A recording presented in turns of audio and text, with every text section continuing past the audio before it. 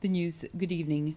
The Industrial Estates Authority has given its clients 2 months to settle all their outstanding debts with the authority. These are debts accumulated over the years for either workshop rentals or lease agreements signed for various plots of land. The Chief Executive Officer of the Industrial Estates Authority, Roy Coley, says that if arrears are not cleared within 2 months, there will be penalties. He indicated that legal action could also be taken, which might result in repossession of land.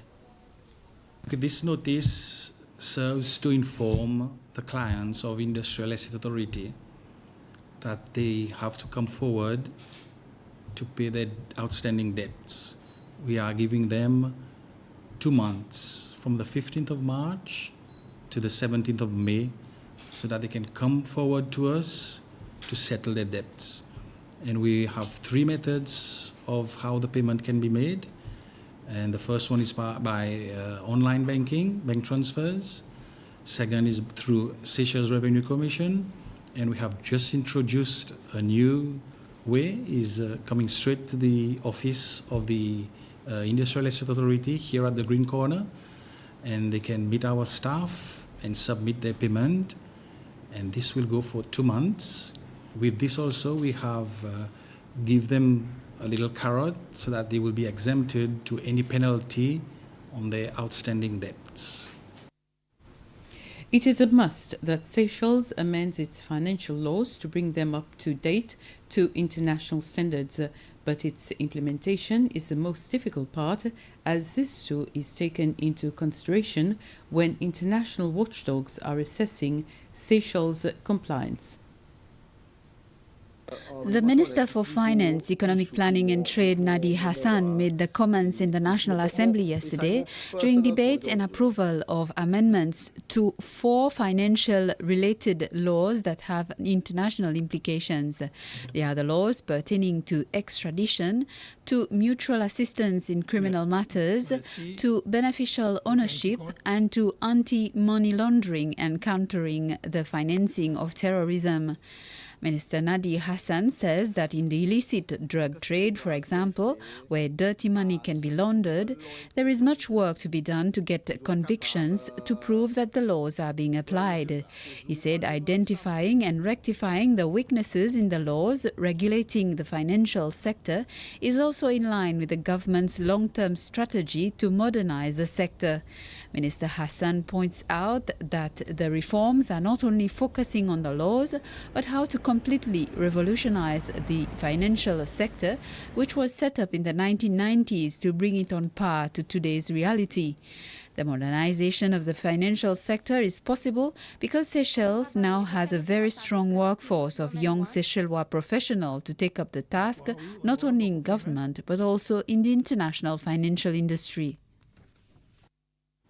The Department of the Blue Economy has called on consultants wishing to participate in projects in the field of marine biotechnology to present themselves to the department. The department says that with a large marine area, Seychelles has a lot of potential to develop this sector, especially within the medical and cosmetic fields. The department says this will help diversify the country's economy. The African Development Bank has given the government of Seychelles a grant, and that grant is for 3 years. So it's a grant to facilitate a research to identify potential within the marine biotechnology sector.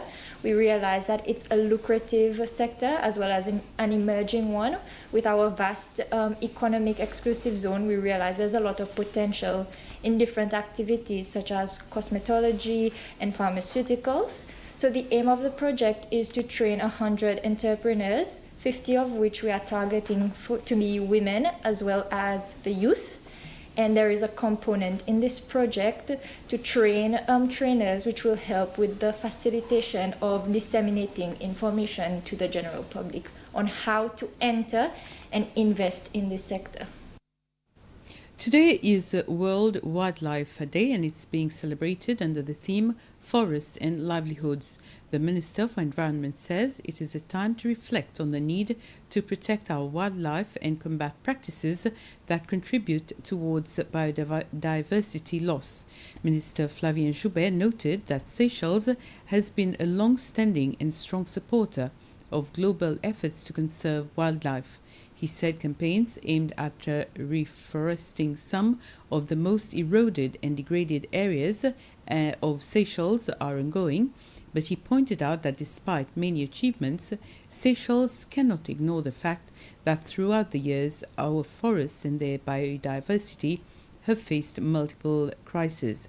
The World Wildlife Day is a reminder for us to pick up the pace in our fight against wildlife crimes. A green ship has left Port Victoria to begin mapping ocean seagrass that plays a vital role absorbing carbon from the air. The Arctic Sunrise vessel is gathering biological data from the Sayad Mala Bank that lies between Seychelles and Mauritius. Weighing anchor, the Greenpeace research vessel Arctic Sunrise sets off on a mission of discovery. During its brief call at Port Victoria, it dropped off and picked up crew. It's heading to part of the Mascarene Plateau rich in seagrass. Scientists will study seagrass meadows and coral reefs using video cameras, audio monitoring and the human eye. Habitats like this form less than 1% of the world's oceans, but are more than 20% of vital carbon-absorbing ecosystems. These habitats, as much as seagrass or also mangroves, are very important in the storage of that carbon. So this just gives us an idea of the area we are talking about, which is actually by holding the carbon, not contributing to the emission of greenhouse gases. The mission will also map fish, shark and whale populations and study DNA samples to learn more about the ocean. It follows studies in other unique ecosystems in the Atlantic. The mission to map the seagrass of the Sayad Mala Bank is scheduled to continue until the end of the month. And with this, we end this news summary. Thank you for watching.